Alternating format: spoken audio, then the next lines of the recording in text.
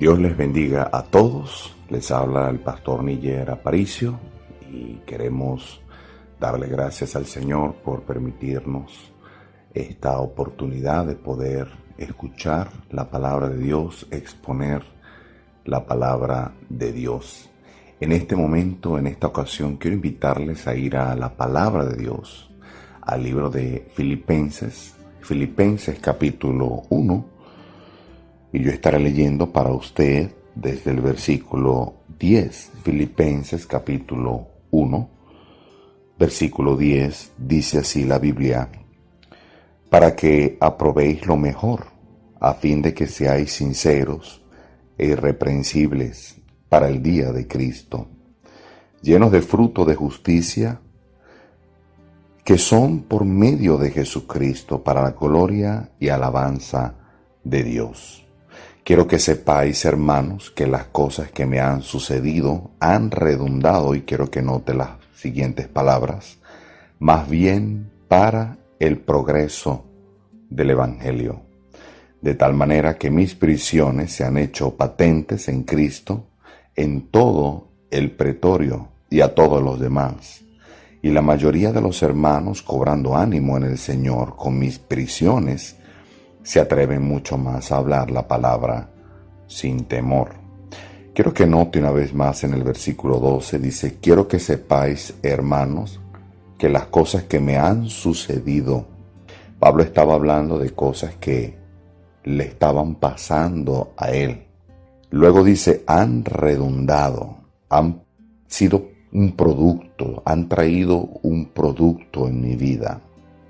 Más bien para el progreso del Evangelio, para el avance del Evangelio. Tenemos que entender que el apóstol Pablo estaba preso en varias ocasiones. La palabra preso en este capítulo está, pero lo que Pablo nos está enseñando aquí es que él estaba pasando por dificultad, por problemas. Uno de sus problemas era estar privado de libertad. Pero me encantan esas palabras cuando dice: han redundado más bien para el progreso del Evangelio. Ciertamente Pablo estaba pasando por una dificultad que no quería pasar, pero esa dificultad que él no quería pasar, esa tribulación, esa angustia de estar preso, trajo a la vida de Pablo, y quizás a la vida de otros más, un progreso. Por eso hoy nuestra lección se llama males que traen progreso. Males que traen progreso. Pablo estaba pasando por un mal, él estaba preso. Pero este mal trajo un progreso en la vida de Pablo, tanto que dice que ese progreso fue para la extensión y el avance del Evangelio. Versículo 13, de tal manera que mis prisiones se han hecho patentes, o sea, se han hecho evidentes, se han hecho notorias, se han hecho célebres en Cristo, en todo el pretorio, en el lugar donde Pablo estaba, y a todos los demás. Quiere decir que había gente viendo, sabiendo, entendiendo, informándose de que Pablo estaba preso. Y luego dice el versículo 14, mira el progreso que se logró, o el progreso que Dios logró a través de este mal que estaba permitiendo. Y la mayoría de los hermanos cobrando ánimo, o sea, teniendo confianza en el Señor con mis prisiones, se atreven mucho más a hablar la palabra sin temor. Quiere decir, ellos se atrevían, quiere decir que ellos estaban ahora intrépidos, estaban emocionados en ir a testificar del Señor Jesucristo. Luego dice el 15, algunos a la verdad predican a Cristo por envidia y contienda, pero otros de buena voluntad. Los unos anuncian a Cristo por contención, no sinceramente, pensando añadir aflicción a mis prisiones, pero los otros por amor, sabiendo que estoy puesto para la defensa del Evangelio. Pablo estaba diciendo, mire, no quiero que estén preocupados, no quiero que estén tristes porque yo esté preso. Este mal que me está pasando a mí es un mal que Dios ha permitido para el progreso del Evangelio y para el progreso de todos aquellos que me conocen. Ahora vean cómo gente está animada a predicar, a hablar de Jesús. Vea cómo la gente ahora se levanta y son intrépidos, son valientes, se van a la aventura más hermosa que es servir a nuestro Señor. En esta oportunidad quiero hablarles sobre un mal que trae progreso a la iglesia. Estos males, entre comillas, son males que despiertan a la iglesia, son males que enseñan a la iglesia, son males que movilizan a la iglesia. Este es un mensaje para cada cristiano, para cada cristiana, para cada persona que nos está escuchando, que se pregunta por qué Dios permite males, por qué Dios permite cosas difíciles. Esa pregunta la voy a responder al final, pero quiero que en el desarrollo de esta lección usted se dé cuenta, querido hermano, querida hermana, que hay males que vienen a la iglesia que son traídos para el progreso de la misma iglesia. La primera cosa que quiero que podamos notar son varios puntos, lo que quiero mostrarle en esta oportunidad.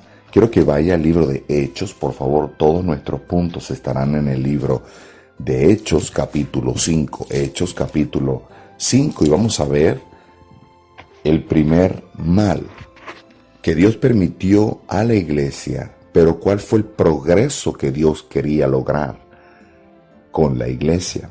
A propósito, cada mal, cada dificultad, abro paréntesis, no hablo de los males y dificultades en los que usted y yo nos metemos por nuestro propio pecado.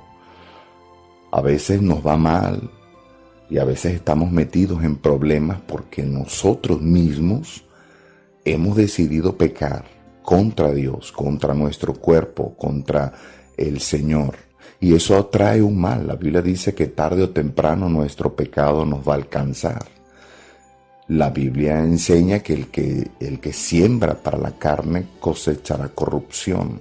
Cierro paréntesis. Hablo de mal que Dios puede estar enviando a la iglesia, a nuestras vidas, con el propósito de producir progreso, con el propósito de producir que nos despertemos de un sueño espiritual, que nos despertemos para aprender, para movilizarnos.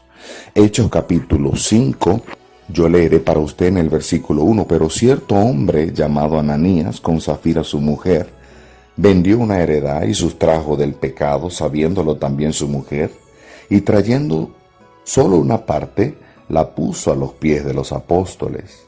Y dijo Pedro, Ananías, ¿por qué llenó Satanás tu corazón para que mintieses al Espíritu Santo y sustrajeses del precio de la heredad? Reteniéndola, ¿no te quedaba a ti? Y vendida, ¿no estaba en tu poder? ¿Por qué pusiste esto en tu corazón? No has mentido a los hombres sino a Dios. Al oír Ananías estas palabras, cayó y expiró, o sea, murió. Y vino un gran temor sobre todos los que lo oyeron. Y levantándose los jóvenes, lo envolvieron y sacándolo, lo sepultaron. Pasado un lapso como de 3 horas, sucedió que entró una mujer, no sabiendo lo que había acontecido. Entonces Pedro le dijo, dime, ¿vendisteis en tanto la heredad? Y ella dijo, sí, en tanto. Y Pedro le dijo, ¿por qué convinisteis en tentar al Espíritu del Señor? He aquí la puerta, los pies de los que han sepultado a tu marido, y te sacarán a ti. Y al instante ella cayó a los pies de él y expiró. Y cuando entraron los jóvenes, la hallaron muerta, y la sacaron y la sepultaron junto a su marido. El primer mal que podemos ver en nuestra clase es Hay males que vienen a la iglesia para enseñarnos a temer a Dios. Hay males que vienen a la iglesia para enseñarnos a temer a Dios. Dios permite a veces cosas en nuestra iglesia, en nuestras vidas, para enseñarnos a tener temor de Él. A propósito, querido oyente, Dios quiere que usted y yo le temamos. Dice la Biblia en el libro de Proverbios que el principio de la sabiduría es el temor a Jehová. ¿Quién diese, dijo el Señor en el Antiguo Testamento, quién diese que este pueblo me temiese? La Biblia nos enseña que temer a Dios es un deber que tenemos que tener. Le hago una pregunta, ¿teme usted a Dios? Ese temor de respeto reverente que usted dice, yo no voy a hacer esto, yo no voy a ir a ese lugar, no voy a vestirme de esa manera, no voy a tener ese pensamiento. ¿Por qué? Porque yo temo a mi Dios, porque yo temo y sé que Dios me está mirando, sé que Dios me está observando y yo no quiero pecar contra Él. Jóvenes que me están escuchando, no caigas en la tentación de tus amigos cuando te inviten a escuchar música que no es correcta, cuando te inciten a tener una relación con una muchacha o un muchacho. Tener una relación, llámese como se llame, al menos que solamente sea amistad, sin estar casados, es pecado. Verifique que usted teme a Dios y dice, yo no voy a acercarme a una muchacha, a un muchacho. Voy a tener separación, voy a tener respeto, porque mi cuerpo no es mi cuerpo le pertenece al Señor y fui comprado por precio. Por eso glorificad pues a vuestro Dios en vuestros cuerpos y en vuestro espíritu. Ninguno tenga en poco tu juventud, dice la palabra del Señor. Sea un joven, sea una jovencita que vive para Dios, aplomado, con los pies puestos en la tierra, viviendo una vida espiritual para con su Rey. Y usted, mi querido hermano, mi querida hermana, ¿teme usted a Dios? ¿Tememos nosotros a Dios? ¿O pecamos en una manera deliberada? ¿Pecamos en una manera como si no tuviéramos rienda? ¿Vivimos nuestras vidas como si no tuviéramos una autoridad? Como si no tuviéramos una persona a quien respetar, a quien honrar, a quien obedecer, cuando la palabra de Dios está llena de leyes, de mandamientos, de instrucciones para que nos vaya bien. Decía el Señor nuestro Dios en el Antiguo Testamento, para que te vaya bien y entres en la tierra que fluye leche y miel. Pero para que eso pudiera pasar tenían que atender a las leyes. Y para atender una ley debemos tener temor a Dios, un temor reverente de respeto. ¿Cómo hace falta hoy en día temor de Dios? Hoy en día vivimos en una sociedad de cristianos que carecen de temor de Dios. El temor de Dios, querido hermano, querido oyente, va a ser una realidad en su vida de acuerdo a cuanto usted más conoce a su Dios. Yo sé que uno tiene que temer a Dios, conozcamos mucho o poco, pero mientras usted más conoce a su Dios, más usted va a querer tener un temor, un respeto, una reverencia por el Dios del cielo, por el Rey soberano que gobierna el cielo, el universo y la tierra. ¿Cómo está nuestro temor? Pastor, pero ¿cuál fue el progreso según Hechos 5, cuál fue el progreso que Dios logró? El mal ya lo vimos, había un hermano de una iglesia que estaba mintiendo. Había un hermano que mentía a Dios y quería mentirle al Espíritu Santo. Pero ¿cuál fue el progreso? El progreso fue que la iglesia empezó a temer a Dios. Mire y note el versículo 11. Y vino gran temor sobre toda la iglesia y sobre todos los que oyeron estas cosas. Después que Ananías murió, todo mejoró. Y no estoy diciendo que gracias a que él murió las cosas fueron bien, o sea, No estamos deseando ni queriendo que alguien muera, o alguien no necesita morir para que las cosas avancen y sean mejor. Pero en el contexto que estamos leyendo, al morir Ananías, la gente pudo darse cuenta cómo Dios juzgó el pecado de desobediencia y mentira de un hombre. La gente empezó a decir, este mal Dios lo usó para que nosotros aprendamos a temerle a Él, de que nuestra vida debe ser una vida consagrada, nuestra vida debe ser una vida separada para Dios. Hoy en día quizá usted y yo podemos mentir y no nos morimos por mentir, pero déjeme decirle, de igual manera, Dios nos está mirando y la mentira sigue siendo pecado. El primer mal que estamos viendo es el mal que Dios permitió en la iglesia para enseñarnos a temer a Dios. El segundo mal lo encontramos en el capítulo 8, versículo 3. Capítulo 8, voy a leer desde el versículo 1. Y Saulo consentía en su muerte.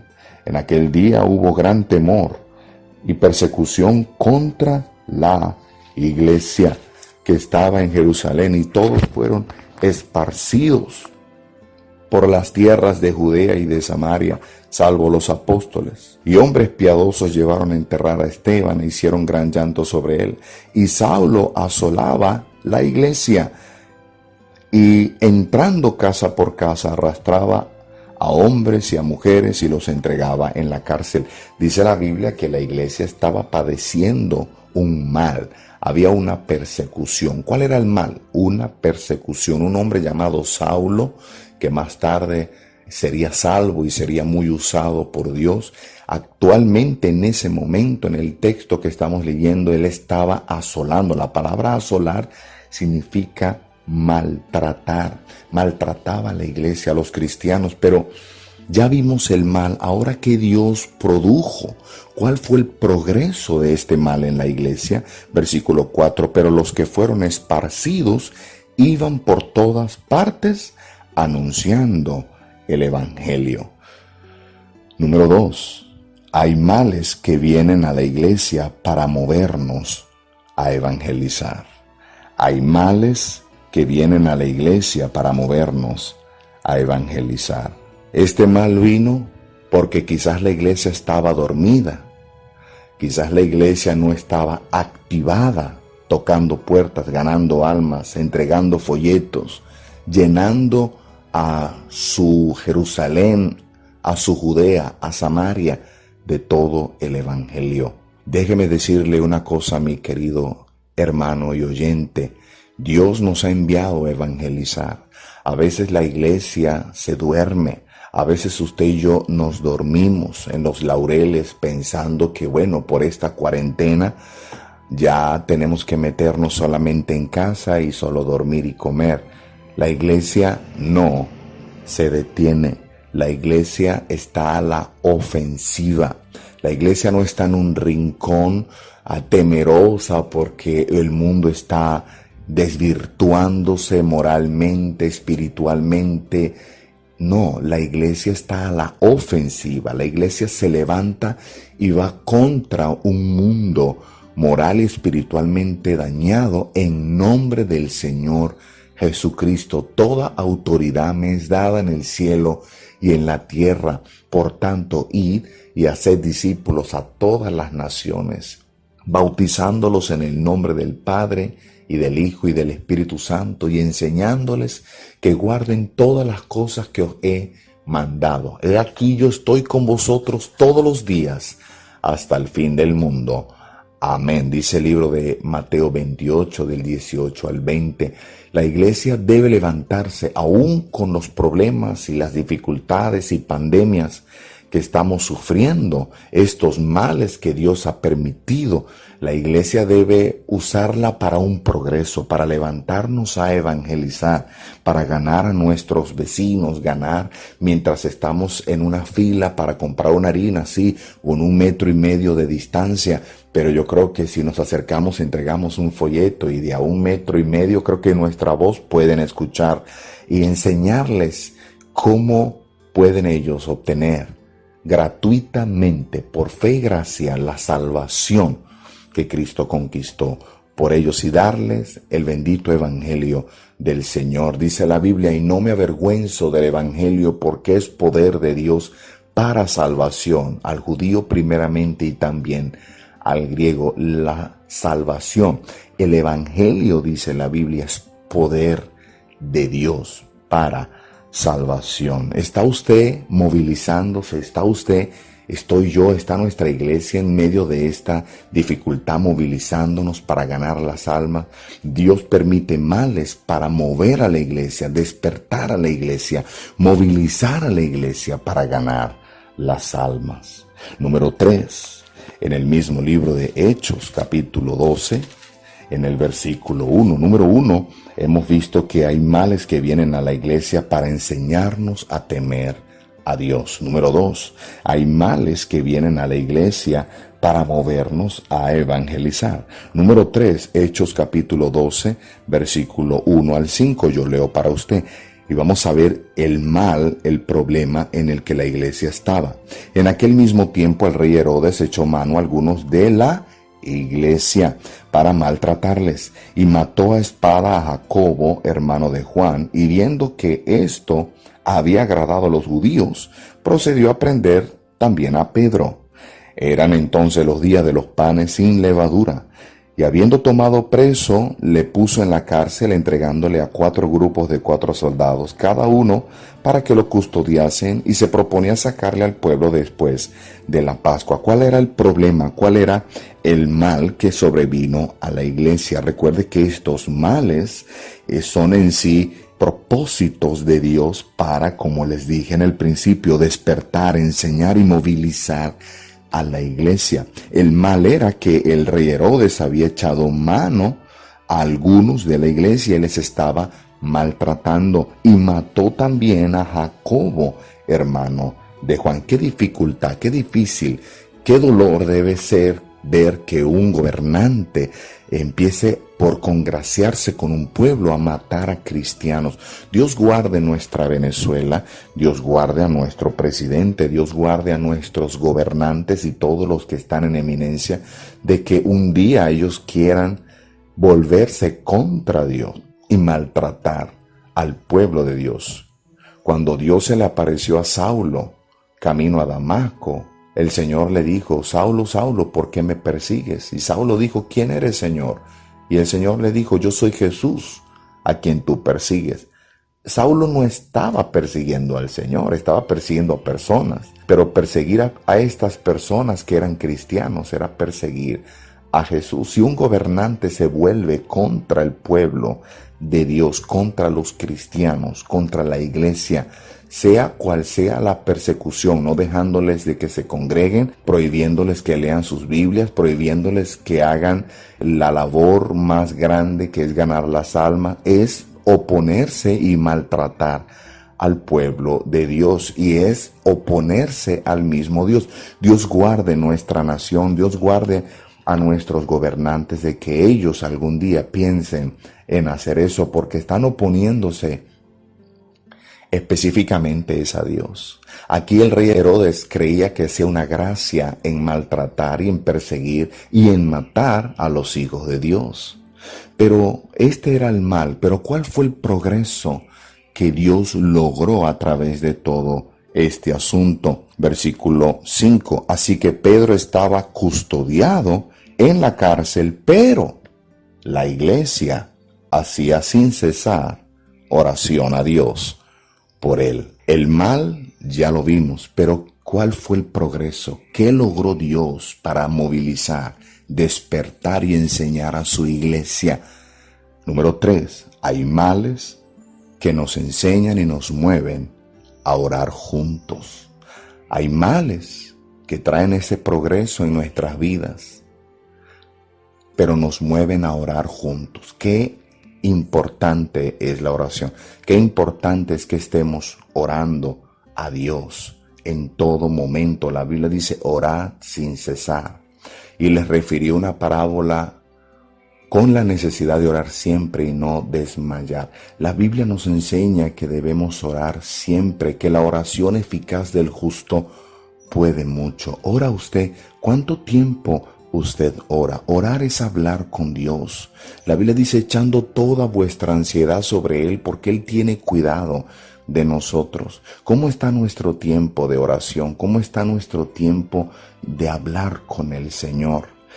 A veces Dios permite males para que estemos más tiempo orando. Dios desea que usted hable con Él. Dios desea que usted pase tiempo en oración. Número 4, y a propósito, a manera de añadir a este punto número 3, lo que usted quiere ver debe ser el resultado de su oración. ¿Qué quieres ver? ¿Qué quieres lograr? ¿Qué quieres de Dios? Debe ser el resultado de tu oración. Los problemas no se resuelven con la cabeza. Los problemas se resuelven de rodillas. Número 4, ya estoy terminando, en el libro de Hechos capítulo 11, Hechos capítulo 11, en el versículo 27. Dice así la palabra de Dios: y levantándose uno de ellos llamado Ágabo, daba a entender por el Espíritu que vendría una gran hambre en toda la tierra habitada, la cual sucedió en tiempo de Claudio, versículo 29. Leí el 28, versículo 29. Entonces los discípulos, cada uno conforme a lo que tenía, determinaron enviar socorro a los hermanos que habitaban en Judea.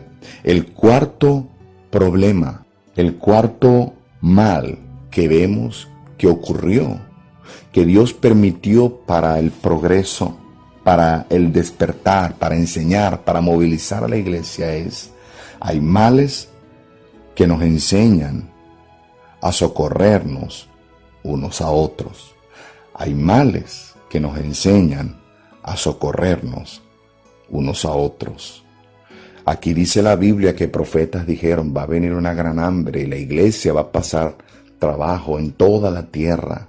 Y en esta iglesia los discípulos se reunieron y dijeron, y note, dice en el 29, entonces los discípulos cada uno conforme a lo que tenía.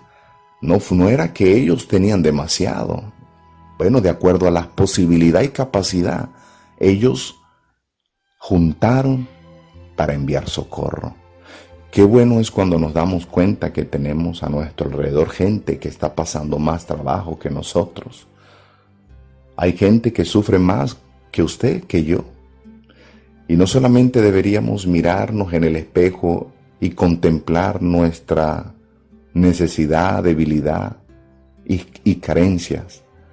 Miremos más allá que nuestro espejo y podremos ver que hay hermanos y hermanas y gente que tienen necesidad. Los problemas y estas dificultades, estos males, produjeron a la iglesia un deseo de ayudar a otros. Y por último, en Hechos capítulo 15, en el versículo 1, dice la Biblia, el último mal que vemos que la iglesia pasó y cómo Dios se glorificó. ¿Cuál fue el progreso de ese mal? Versículo 1, entonces algunos que venían de Judea enseñaban a los hermanos: si no circuncidáis conforme al rito de Moisés, no podéis ser salvos. No puedo leer todo el texto, son 35 versículos, pero no puedo leer todo el texto. Pero vemos que este mal que vino a la iglesia fue para que la iglesia se mantuviera y se pusiera de acuerdo. Hay males para enseñarnos a ponernos de acuerdo. Tenemos que ponernos de acuerdo, iglesia. Ponernos de acuerdo con Dios. Ponernos de acuerdo con la palabra de Dios. Estas personas estaban enseñando de que si no se circuncidaban y guardaban la ley, no iban a poder ser salvos. Pero dice en el versículo 11 del mismo capítulo 15, es la respuesta de la iglesia a esa herejía, a esa cosa loca que estaban queriendo implantar esas personas. Antes creemos que por la gracia del Señor Jesús seremos salvos de igual modo que ellos. Somos salvos no por circuncidarnos, somos salvos no por guardar la ley, somos salvos no por guardar el sábado ni por dejar de comer ciertos alimentos, somos salvos no porque nos bautizamos, somos salvos somos salvos por gracia y por fe. Somos salvos porque Jesucristo murió en la cruz por nosotros, y gracias a la muerte de Cristo en la cruz y su vida perfecta, usted y yo, cuando reconocemos eso y venimos a Jesús y le pedimos que nos perdone y nos salve, Él por fe y por gracia, Él nos salva, nos perdona y nos da vida eterna. Hay males que vienen a la iglesia para ayudarnos a que nos pongamos de acuerdo. No es que nos pongamos de acuerdo, yo me pongo de acuerdo con tu idea y tú te pones de acuerdo con mi idea. No, es ponernos de acuerdo con Dios, ponernos de acuerdo con la Biblia, ponernos de acuerdo con lo que Dios dice. No es ponernos de acuerdo caprichosamente, háganme caso a mi idea, es ponernos de acuerdo con Dios. Queridos hermanos, hay males que traen progreso a la iglesia, y tiempo me faltaría para darnos cuenta y estudiar sobre la vida de José en Egipto, todo el mal que pudo haber venido a su vida, y mira el progreso que Dios logró. Pudiéramos hablar de Job, pudiéramos hablar de Moisés, de David, de Elías, de otros grandes hombres, personajes de la Biblia. Dios quiere, a veces, tiene que poner y traer males para movilizarnos, para despertarnos, para enseñarnos, aún en nuestro hogar, en nuestras familias, en nuestra iglesia. Dios permite males y permite crisis para que desde ahí pueda comenzar una enseñanza en mi vida y pueda comenzar en mi vida un mejor rendimiento. No todo el bien que Dios quiere hacernos lo hará a través de un mal, ¿ok? Pero sabemos que a través de cada mal Dios lo puede convertir en un progreso en nuestras vidas. Determinemos que vamos a entender y discernir cómo Dios obra, qué Dios quiere lograr, qué Dios quiere obtener, y que seamos participantes de esa obra y en ese progreso. No entendemos a veces por qué Dios hace las cosas, y no tenemos por qué entenderlo todo, pero a veces somos muy propensos a criticar y a juzgar las cosas que Dios hace. Pero ¿sabe por qué criticamos y juzgamos las cosas que Dios hace? Porque no estamos entendiendo que Dios está obrando. Porque no estamos esperando a que Dios obre. O no estamos esperando a ver qué Dios quiere lograr. Termino con esta pregunta. ¿Qué mal está pasando en su iglesia? ¿Será que Dios se está moviendo para lograr algo en su iglesia? ¿Será que Dios está permitiendo este mal para lograr algo en su vida, en la vida y el ministerio de su iglesia?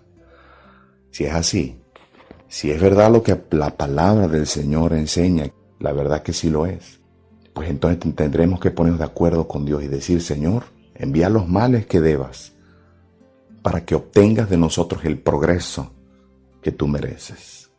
Que el Señor nos ayude a tener discernimiento y entendimiento. Vamos a orar y vamos a manera de una invitación, a responderle a Dios. Padre, yo te doy gracias por esta oportunidad de ver tu palabra, y te ruego, Señor, ayúdanos a poder ver de tu palabra que hay cosas difíciles, hay males, hay dificultades, hay tribulaciones que usted, Señor, permite en su iglesia porque usted quiere lograr algo.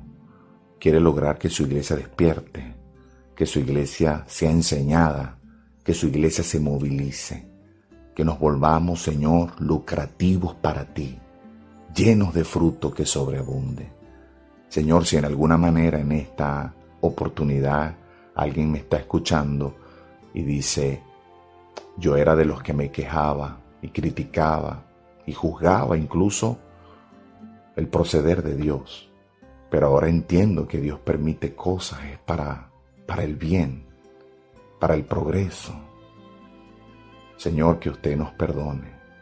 Y quizás habrá alguien en esta oportunidad que nos está escuchando que no es salvo. Quizás Dios está permitiendo un mal, alguna dificultad en la vida de esa persona, algún dolor, algunas lágrimas están asomándose. Tú no quieres que eso te esté pasando, tú no quieres que eso te esté ocurriendo, es doloroso, es muy difícil, pero posiblemente Dios lo está permitiendo para que usted entienda que lo que Dios quiere es un progreso en su vida, y el progreso principal es la salvación. Si en esta oportunidad usted no tiene a Jesucristo como su Salvador personal, pídele a Cristo que le perdone sus pecados en este momento. Pídale que le salve y le dé vida eterna. Dígale: Señor, yo reconozco que moriste en la cruz por mí. Hoy te pido que me perdones. Sin ti me iré a un infierno. Perdóname hoy, sálvame, dame vida eterna. Entra en mi corazón y te recibo como mi Salvador personal. Y ponga toda su fe en Jesús. Si usted lo hizo en este momento y lo hizo con toda su fe, yo creo que Jesucristo le salvó y le perdonó. Padre, gracias yo te doy por aquellos que han puesto su fe en ti para ser salvos, y aquellos cristianos que hoy tuvieron que arreglar algo en sus vidas, empezar a movilizarse evangelísticamente, empezar a socorrer a otros, empezar a entender que ese mal es para redundar para el progreso de su propia vida y de su iglesia. Entre otras cosas, Señor, tener temor de ti. Gracias, Padre Santo, por esta hermosa oportunidad, en el nombre de tu Hijo Jesucristo. Amén. Gracias, hermanos, por mantenerse allí escuchando esta meditación. Quien le habló, el pastor Níger Aparicio. Y no olvide que mucha Biblia no hace daño no leerla.